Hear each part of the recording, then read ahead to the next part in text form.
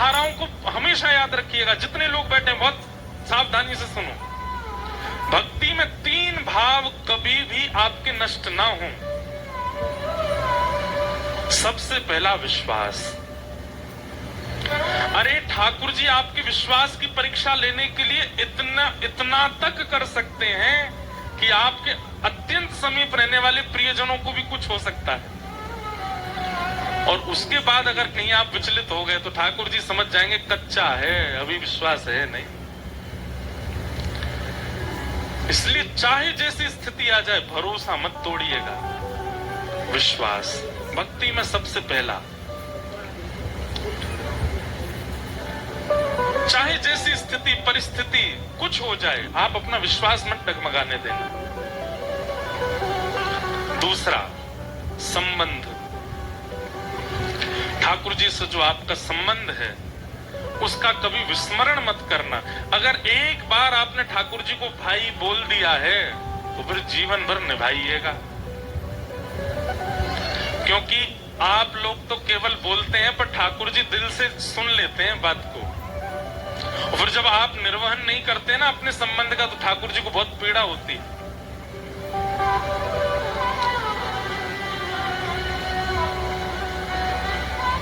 गुसाई श्री विठलनाथ जी, श्रीमद वल्लभाचार्य जी के पुत्र हुए गुसाई श्री विठलनाथ। उनके 7 पुत्र थे और 7 पुत्रों के ब्याह हो गए थे। 7 पत्नियां थी घर में, लेकिन वो 8वें पुत्र के रूप में, अब 8वां तो नहीं कहेंगे, पहले पुत्र के रूप में ठाकुर जी को अपना पुत्र मानते थे, ठाकुर जी को अपना लाला मानते थे। बड़ी लीलाएं गुसाई श्री विठलनाथ जी की हमने कथा में सुनाई है। तो ठाकुर जी को अपना लाला मानते थे। सब लोग ध्यान से सुनना। तो एक बार एक मनहारन को उन्होंने अपने घर भेज दिया। बोले हमारी 7 बहू हैं, जाओ उनको चूड़ी पहना दो, जैसी उनकी रुचि हो वैसी।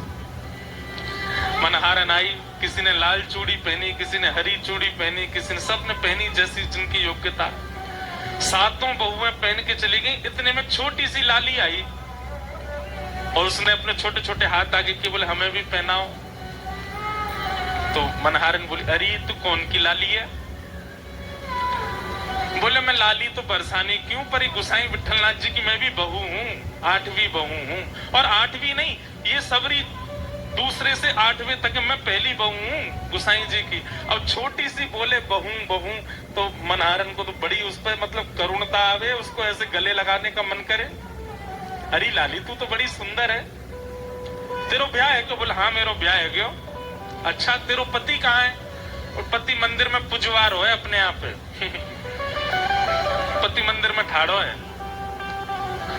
और उसकी बात सुन, छोटे बालापन की बात पर विश्वास। अप्रेमयम बलम तस्य बालकस्य नते विदु। भागवत जी में श्री यशोदा मैया को बालक ठाकुर जी की सच्चाई बताते हैं, लेकिन यशोदा मैया मानती नहीं, क्योंकि बालकों की बात पर भरोसा कम होता है। लेकिन एक बात सुनिएगा, ये बालक ही हैं जो झूठ नहीं बोलते।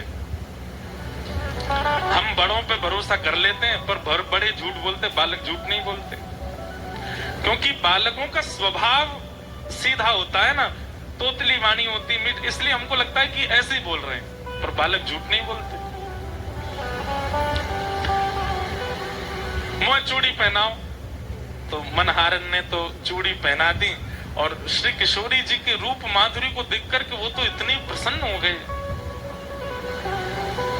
लौट करके गुसाई जी के पास गए। गुसाई जी बोले पहनाया ही चूड़ी? बोले हाँ। कितनो पैसा भयो तेरो?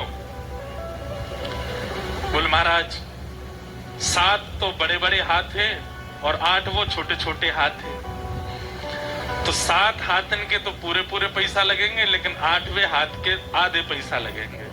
बोले 8वीं कौन? 7 ही बहू है हमारे घर में। अरे नेक्स्ट सी एक लाली ऐसी गदमदरासी, ऐसी मीठी मीठी वाणी में बोल रही, वहां को चूड़ी पहना के आई मैं। गुसाई जी बोले जन कौन की छोरी है पहनाया ही है, हम पे थोप रही है। हमारे घर में कोई लाली ना है, हमारे घर में 7 बहू हैं बस। अरे गुसाई जी मुझको पैसा को लोभ नहीं है, मैं तो वास्तविकता बता रही हूँ। आपके घर में एक छोटी सी लाली आई, वो चूड़ी पहन के गई है। आप भले ही मुझको 7 बहुवन को ही पैसा दो, 8वीं को मत दो, पर मैं आपको बता रही हूँ कि मैं 8 को पहना के आई हूँ। एक छोटी सी लाली भी आती।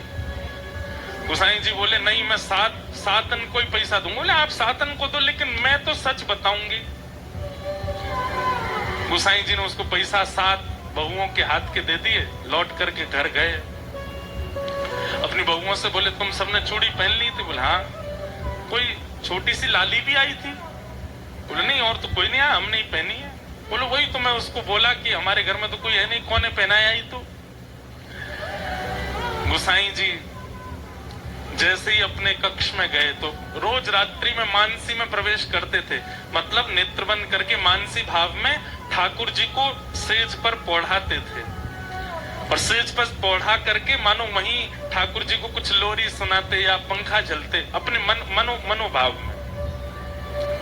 गोसाई जी ने जैसे ही मनोभाव में प्रवेश किया, इतने में क्या देखते हैं, ठाकुर जी उदास बैठे हैं और किशोरी जी के नेत्रों में अश्रु बिंद है।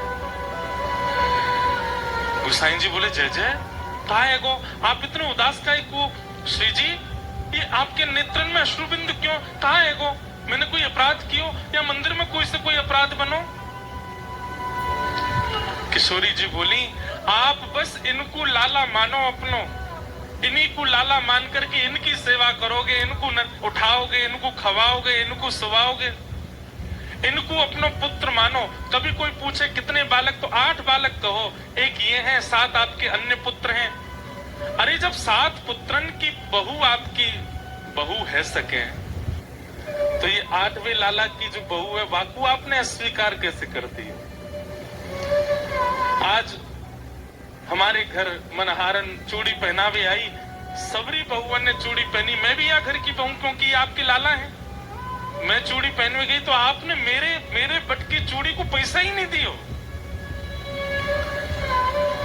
गुसाई जी तो भाव विवल हो गए, नेत्र सजल हो गए। बोले हे श्री जी, हे श्यामा जी, मुझको क्षमा कर दो। बोले नहीं, आप तो इन्हीं को लाला मानो, पर इन लाला की सर्वस्व हम हैं। आप हमको बेटे, हमको अपनी बहू ना मानो।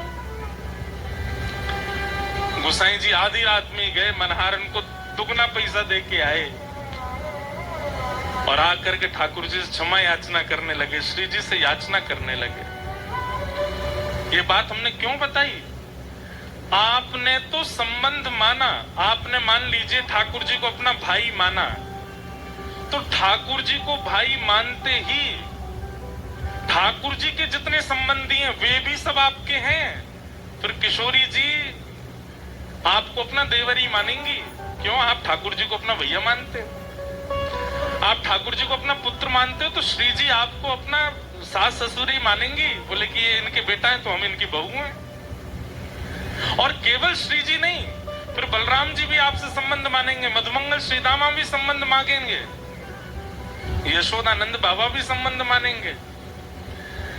इसलिए संबंध या तो ठाकुर जी से बनाना नहीं, और बनाओ तो उसका निर्वहन कीजिएगा। फिर महाराज वृंदावन से जो व्यक्ति आवे ना, उसको उसी संबंध से देखिएगा कि ठाकुर जी हमारे भैया हैं, ये हमारे ठाकुर जी के गामते आए हैं तो ये भी हमारे बड़े भैया हैं। एक बार मैं बता रहा था कहीं कथा में, कोई ठाकुर जी को जीजा जी मानता होगा, किशोरी जी को बहन मानता है, ठाकुर जी को जीजा जी मानता है। हम वृंदावन से आए और सभा में सब लोग बैठे थे, कोई बोले महाराज जी की जय हो, कोई बोले गुरु जी की जय हो, एक बोला जीजा जी की जय हो। मैंने कहा भैया कौन सा सालो आयो हमारो, बिना ब्याह की सारो बन गो। बोले आपको ना भयो, लेकिन आपके भैया को तो है गो। श्री जी मेरी बहन है, ठाकुर जी मेरे जीजा जी, और आप उनके गांव के तो आप भी जीजा जी। मैंने कहा वाह भाई बहुत बढ़िया। तो संबंध, भक्ति में 3 सूत्रों का ध्यान रखना, विश्वास, संबंध और तीसरा है समर्पण। ठाकुर जी के प्रति समर्पण। समर्पण का मतलब क्या है?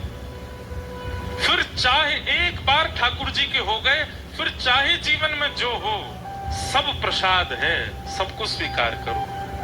प्रसाद का नियम होता है, मंदिर में मिलने के बाद अगर हाथ से गिर जाए तो पृथ्वी से उठा करके भी पालो, प्रसाद छोड़ा नहीं जाता। ठाकुर जी को एक बार जीवन में जब आप स्वीकार कर लेते हैं, फिर जीवन में चाहे जो आवे वो सब प्रसाद है, सब स्वीकार करो। चाहे ठोकर आवे, चाहे चढ़ोतरी आवे, चाहे गिरावट आवे, चाहे किसी के संबंध आवे, चाहे संबंध टूटे, सबको प्रसाद मानो और सबको स्वीकार करो। विश्वास, संबंध और समर्पण।